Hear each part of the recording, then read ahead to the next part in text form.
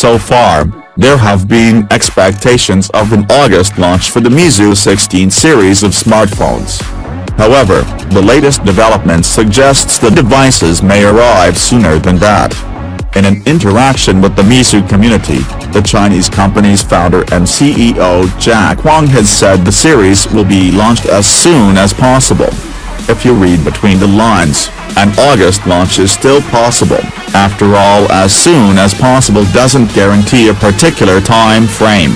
But given that Wong's response came after community members told the CEO that they are fine with a mid-August launch, it's reasonable to say the company could out the series in July. The Meizu 16 will be available in two variants, one confirmed to be powered by Snapdragon 845 SoC, while the other one by Snapdragon 710 chipset. There won't be a notch, but an in-display fingerprint sensor and a pressure-sensitive mBack button will be present. Price tag for the higher-end model, which should carry the Plus moniker, and has been teased with a heat-dispersing chamber, is expected to be 4,000 Chinese yuans, or around $605.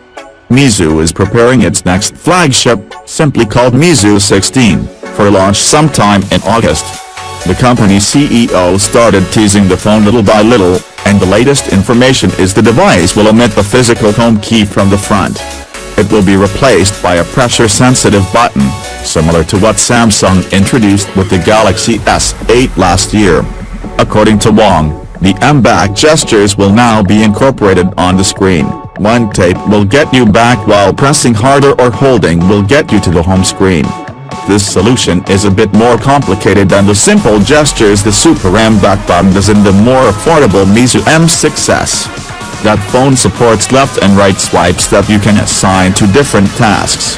The Meizu 16 is expected to come in at least two variants, one of them with Snapdragon 710 and the other with the powerhouse Snapdragon 845. It will not have a notch, and it also might sport an under-display fingerprint scanner.